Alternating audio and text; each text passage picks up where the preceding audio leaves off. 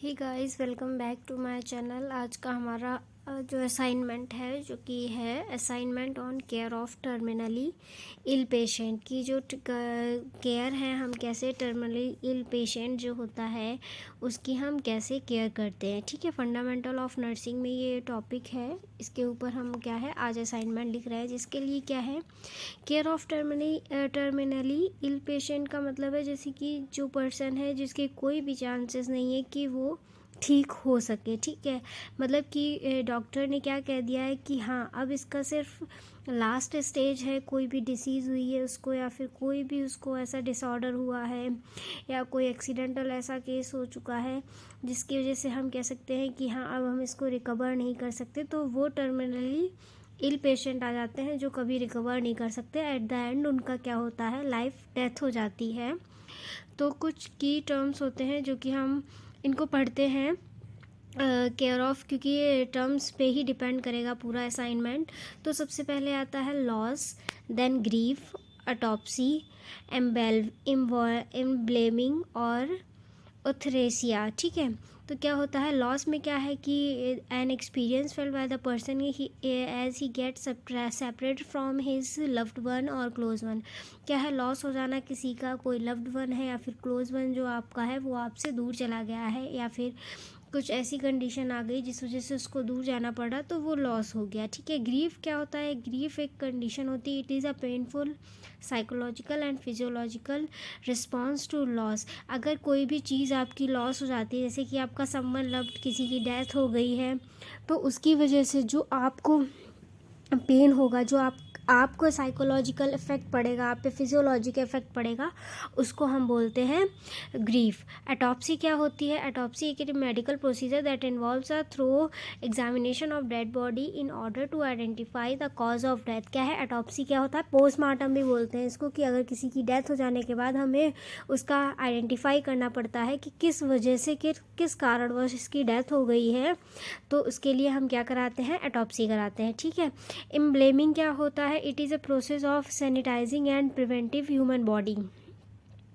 क्या है कि जो भी बॉडी है उसको हम सैनिटाइज और प्रिजर्व करके जो रखते हैं ह्यूमन की बॉडी को, उसको हम इनब्लेमिंग बोलते हैं। ठीक है, उसके बाद euthanasia, it is a deliberation action to end one's life. क्या है, ये एक ऐसी एक्शन होता है जिसकी जो किसी की पर्सन की जो एंड ऑफ लाइफ होती है उसको बोलते हैं। ठीक है, तो ये कुछ रहे हमारे टर्म्स और इस पे ही डिपेंड करेगा हमारा care of terminally ill patient का असाइनमेंट। तो concept of loss, grief and grieving process समझते हैं। ठीक है, तो सबसे पहले हम समझते हैं लॉस, जैसा कि हमने बता दिया किसी स्पेशल वन का क्या हो जाना, आपकी लाइफ से वो चला जाए, सेपरेट हो जाए और वो आपको कभी ना मिले, या क्लोज वन जो ऐसा है आपका, तो उसको हम बोलते हैं लॉस। लॉस में इंक्लूड किस वजह से क्या क्या ऐसे लॉसेस हैं जो हो जाते हैं और आप लोगों को खो देते हो, जैसे कि डेथ हो जाए किसी की, या फिर कोई मतलब कभी कभी ऐसा हो जाता है किसी के साथ ऐसी एक्सीडेंटल कॉज हो जाता है। लॉस एक पर्सन का ही लॉस नहीं खोना बताएंगे, जैसे कि किसी का एक्सीडेंट में एक हाथ टूट गया, एक पैर टूट गया। ठीक है, जो कभी मतलब फिर उसके बाद ऐसा उसमें इन्फेक्शन वगैरह हो गया है जिससे क्या है उस पर्सन को वो हाथ कटवाना पड़ रहा है, अपना डॉक्टर ने कहा है कि तुम्हारा हाथ ठीक नहीं हो सकता, या ख़राब हो गया है, उसकी नर्व डैमेज हो गई है, जिस वजह से क्या है उसने अपना वो बॉडी का पार्ट लॉस कर दिया है, तो वो भी उसके लिए क्या हो गया, एक हमेशा के लिए जाने वाली चीज़ हो गई, तो उसमें भी वो उसको भी लॉस बोलेंगे। किसी का डिवोर्स हो चुका है, किसी का फाइनेंशियल लॉस हो चुका है।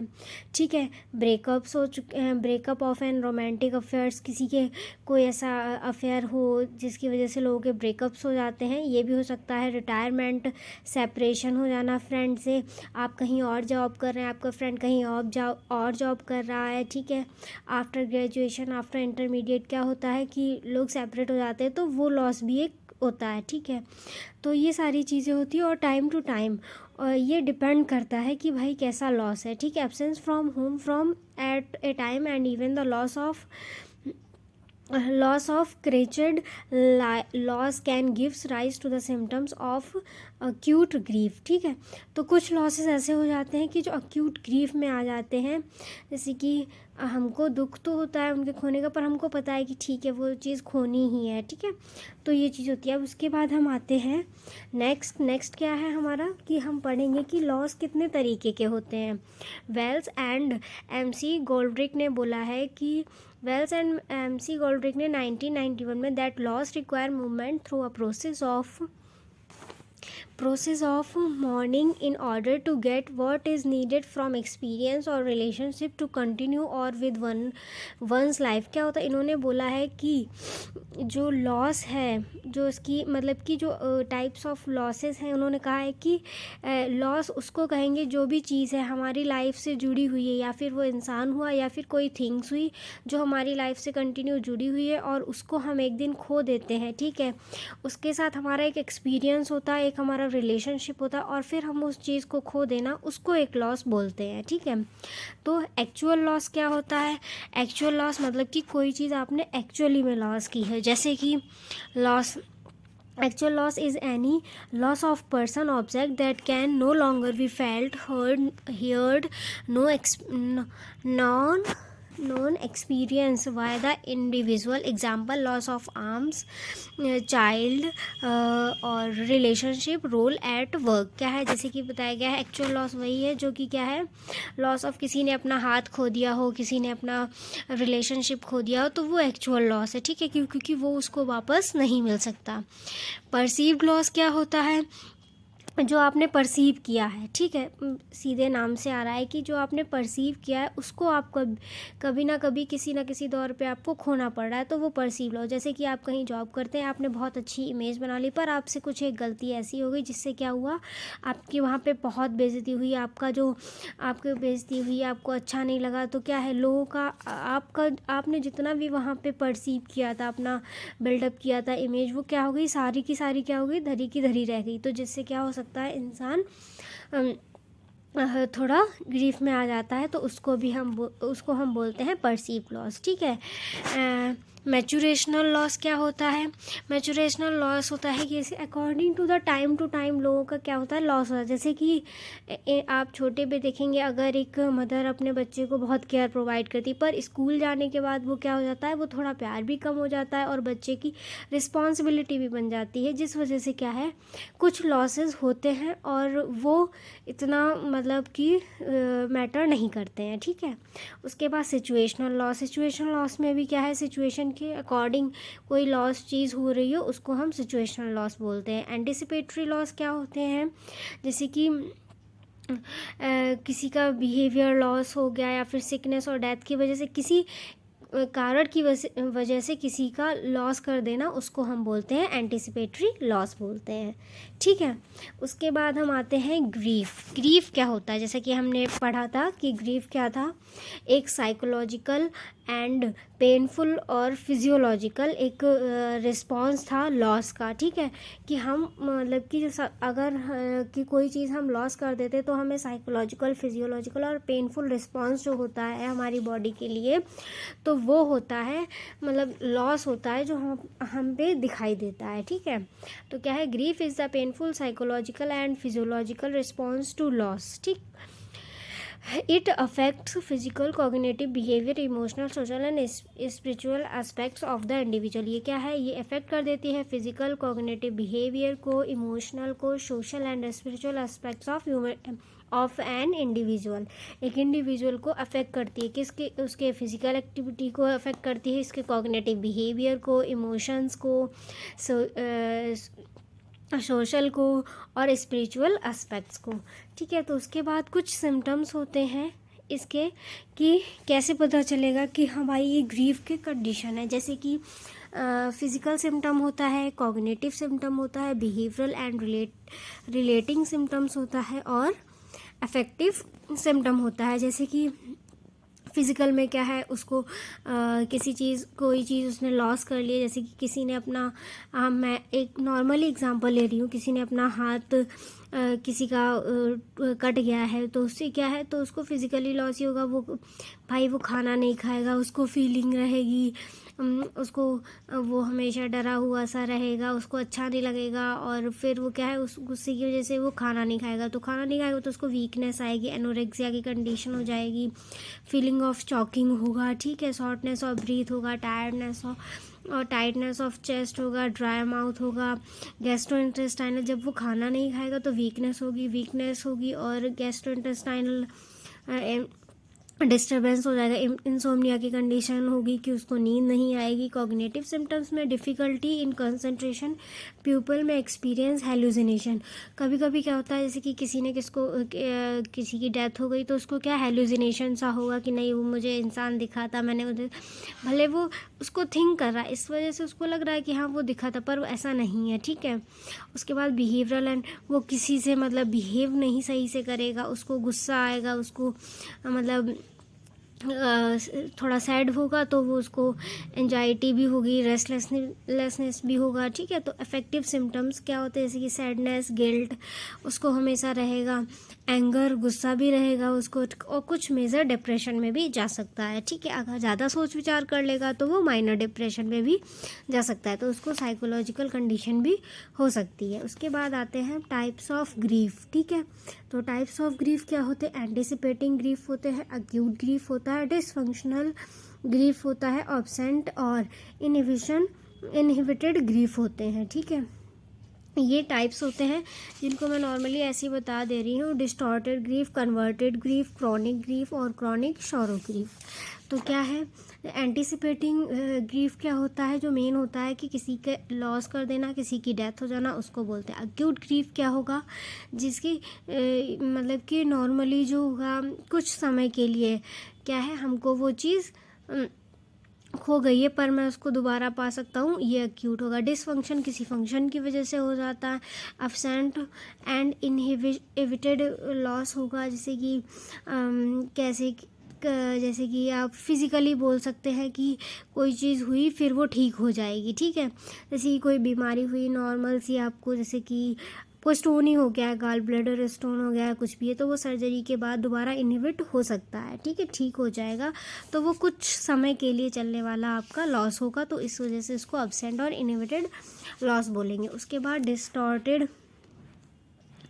डिस्टॉर्टेड लॉस क्या होता है, डिस्टॉर्टेड लॉस में क्या होता है, डिस्टर्बेंस ऑफ वन और मोर ग्रीफ, एंगर, गिल्ट, एंगर, ठीक है। कन्वर्टेड ग्रीफ क्या होगा, जो कन्वर्ट हो सकता होगा वो कन्वर्टेड ग्रीफ। क्रॉनिक ग्रीफ बहुत ज़्यादा होने वाला है, किसी पर्सन की डेथ हो जाना, वो क्रॉनिक होगा।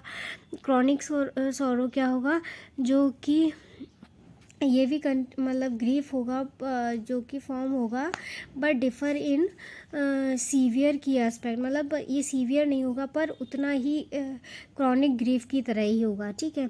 Culture Ross stages of dying क्या है, अगर कोई पर्सन की डाई हो जाता है, कोई पर्सन एक्सपायर हो जाता है, तो उसके लिए हम उस एक वो जो ग्रीफ की जो स्टेजेस होती हैं वो क्या होती है, denial, anger, bargaining, depression and then acceptance. तो क्या होता है, इससे क्या होता है कि लोग पहले क्या है, ग्रीफ की ये एक स्टेज होती है जिसको हम जानते हैं, जैसे कि डिनाइल में क्या है, सबसे अगर किसी की डेथ हो जाती है, ठीक है, तो सबसे पहले हर वो एक इंसान डिनाई करेगा कि नहीं ऐसा नहीं हो सकता। उसके बाद क्या है, उसको गुस्सा आएगा कि क्यों ऐसा क्यों किया भगवान ने, ऐसा क्या मैंने गलती की, खुद को ब्लेम करेगा या किसी और को ब्लेम करेगा कि तुमने उसे क्यों जाने दिया था, तुम्हारी वजह से ऐसा नहीं हो सकता था, तो वो चीज़ एंगर रहेगी। उसके बाद बारगेनिंग, वो बारगेनिंग करेगा, गॉड से करेगा या फिर कोई उसके जो मदर फादर होंगे उनसे करेगा बारगेनिंग कि नहीं ऐसा नहीं है, ऐसा क्यों होने दिया तुमने, तो वो चीज़ हो जाएगी। डिप्रेशन, फिर वो क्या होगा, वो इंसान डिप्रेशन में चला जाएगा। डिप्रेशन में इतना माइनर नहीं चला जाएगा पर उसको डिप्रेशन वो उस चीज़ का हो जाएगा कि वो इंसान अब नहीं है। फिर धीरे से वो क्या कर लेगा, उस चीज़ को एक्सेप्ट कर लेगा। इसको शॉर्ट फॉर्म में हम बोलते हैं डबडा, जैसे कि दिया गया है डिनाइल का डी, ए से एंगर से ए, बी से बार्गेनिंग एंड देन डिप्रेशन और देन एक्सेप्टेंस। तो इसको इनके सबके शुरू के आप वर्ड्स लेंगे तो इसमें एक शॉर्ट फॉर्म बनता है डबडा, जो कि ग्रीफ की स्टेज होती है, ठीक है। ग्रीविंग प्रोसेस भी यही होती है कि इन सब प्रोसेस को कंप्लीट करते हुए आप क्या है, एक जो आपने लॉस किया है उसको आप रिकवर करते हुए एक नॉर्मल लाइफ में आ रहे हैं, तो वो हो गया है ग्रीविंग प्रोसेस, ठीक है। उसका भी क्या होता है, इनिशियल फेज़ होता है, रियलाइजेशन होता है, फिर देन सेकेंड फेज़ होती है, मिडिल फेज़ होती है, इमोशनल पेन होता है उसको, ठीक है, उससे वो रिकवर करता है। देन थर्ड फेज़ हमारी आ जाती है कंक्लूडिंग फेज़, ठीक है, मॉर्निंग एंड रेजोल्यूशन। वो उस चीज़ को एक्सेप्ट कर लेगा, उसके बाद अपनी नॉर्मल कंडीशन, नॉर्मल लाइफ में दोबारा से आ जाएगा। देन उसके बाद care of dying patient. Care of dying patient में क्या है, असेसिंग नीड, उसकी नीड के अकॉर्डिंग हम उसको क्या करेंगे, केयर प्रोवाइड करेंगे। जो पर्सन को पता है आपको वो जाने वाला ही है, तो उसका हम क्या है, प्रॉपर उतना ही केयर करेंगे जैसा वो चाहेगा, हम उसकी नीड के अकॉर्डिंग हम उसको केयर करेंगे। साइकोलॉजिकल सपोर्ट देंगे उसको, ठीक है, कि हाँ नहीं ऐसा नहीं है, ठीक हो जाओगे, या फिर हम उसको अंडरस्टैंड करेंगे, उसकी बात को समझेंगे जो वो कहेगा।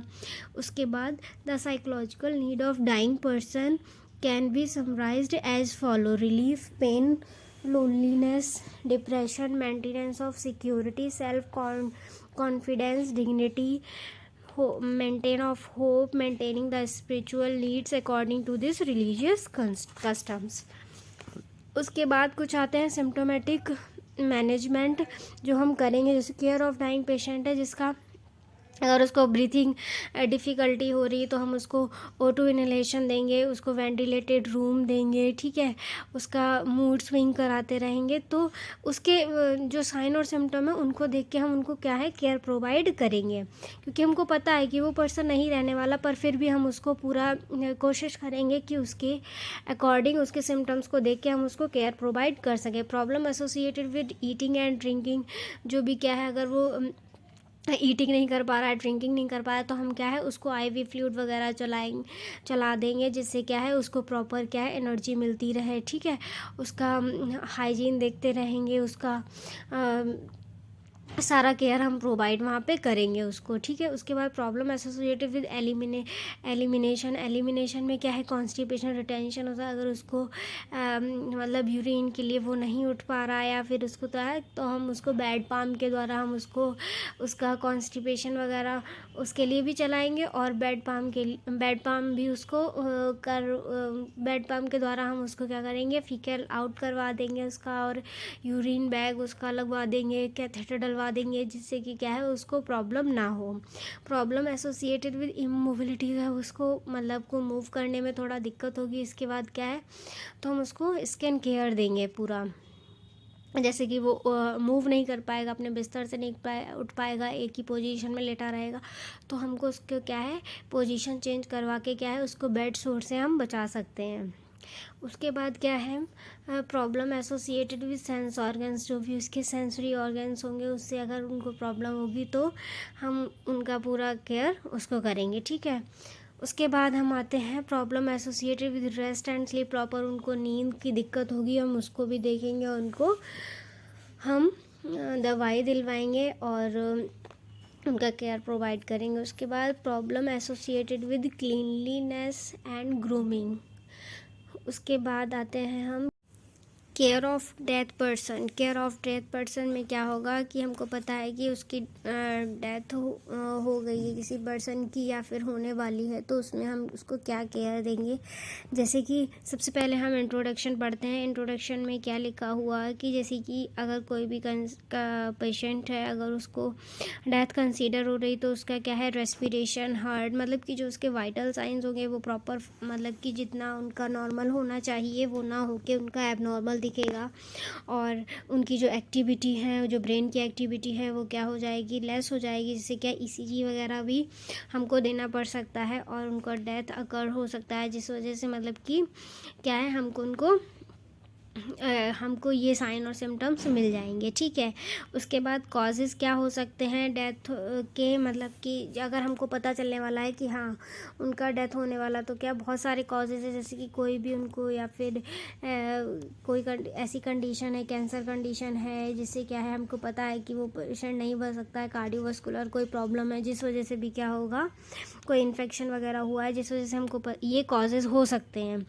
और मतलब वो कंडीशन है पेशेंट की, किस वजह से उसको क्या कंडीशन है, कैंसर है, टीबी है, या फिर कार्डियोवास्कुलर डिसीज़ है, कार्डिक हार्ट अटैक है। तो ये बहुत सारे मेन कॉजेज़ होते हैं किसी भी पर्सन के डेथ के, ठीक है। तो क्लिनिकल साइन ऑफ डेथ, क्या क्या साइन और सिम्टम्स होते हैं डेथ के, तो क्या है, अगर कोई भी पर्सन का लास्ट स्टेज है तो उसको क्या हो जाएगा, उसके जो सेंसेशंस हैं, इमोशंस हैं, वो क्या है, एकदम रिलैक्स हो जाएंगे, जिससे क्या है, मतलब कि कोई भी उसे सेंसेशन नहीं समझ आएगा, कोई भी मूवमेंट नहीं होगा उसका, ठीक है। एब्सेंस ऑफ पल्स एब्सेंस हो जाएगी, हार्ट रेट पर एब्सेंस होएगी, और रेस्पिरेशन नहीं होगा, आरबीसी उसकी बनना बंद कर देंगी, उसकी आई है वो क्या है, फिक्स हो जाएंगी, कोई रिएक्ट नहीं करेंगी, भले उन पर लाइट डाली जाए, फोकस डाली जाए, ठीक है। तो उसकी जो बॉडी है वो पूरी ठंडी पड़ चुकी होएगी, पल्स स्टॉप ऐसे, और जो उसकी पल्स है वो भी क्या है, बीट करना बंद कर देगी, रेस्पिरेशन स्टॉप हो जाएगा, हार्ट स्टॉप हो जाएगा, मतलब ऑल बॉडी फंक्शंस जो होंगे, जो ऑर्गन्स हैं वो अपना फंक्शन करना बंद कर देंगे, और उसकी बॉडी भी क्या हो जाएगी, पूरी इमूवेबल हो जाएगी, वो मूव नहीं कर पाएगी, स्ट्रिक्टनेस ही हो जाएगी, ठीक है। साइन आफ्टर डेथ, ये तो पहले के साइन थे कि हाँ हमको पता है कि हर चीज़ क्या होती है, स्लो डाउन होती जा रही है, हमको नहीं मिल रही है, तो ये सारे सिम्टम्स डेथ के साइन होंगे, ठीक है। साइन आफ्टर डेथ क्या होते हैं, आफ्टर डेथ जैसे कि साइन रिगर मॉर्टिस एक साइन होता है, ये 3-4 साइन होते हैं, जैसे कि एल्गोर मॉर्टिस एंड लीवर मॉर्टिस और ऑटोलाइसिस, ये 4 साइन होते हैं जो पता चलते हैं कि पर्सन है वो क्या हो चुका है, डेथ हो चुका है, ठीक है। उसके बाद आते हैं sign of death. Sign of death क्या होते हैं, जैसे कि पैलर मॉर्टिस, पैलर मॉर्टिस में क्या होगा, उसकी जो postmortem palace that occurs 15 to 20 minutes after death, क्या है, उसकी जो स्किन है, वो जो बॉडी है वो क्या हो जाएगी, येलो पड़ जाएगी। एल्गर मॉर्टिस क्या होता है, the word Elgar means the coldness and mortis mean the death refer reduction of body temperature, जिसमें इसमें क्या होगा, एल्गर में क्या होता है, उसका बॉडी टेम्परेचर है वो लो हो जाएगा, एल्गर्स का मीन्स होता है कोल्डनेस, और उसकी बॉडी है वो ठंडी पड़ जाएगी, ठीक है। रिगर मॉर्टिस क्या होता है, स्टिफनेस ऑफ डेथ, क्या हो जाएगी, जो उसकी बॉडी में क्या हो जाएगा, वो स्टिफनेस आ जाएगी, कड़कपन सा आ जाएगा। लेवर मॉर्टिस क्या होता है, ब्लूइश कलर स्किन हो जाएगी, पेनिफेक्शन हो जाएगा, डिपोजिशन ऑफ प्रोटीन होने लगेगा, और breakdown of tissues and liquefaction of organs होगा, decomposition breakdown of the simple form of matter, skeletonization, it is the final stage of decomposition where the carcass has decayed died to the point of exposing to skeleton, ठीक है।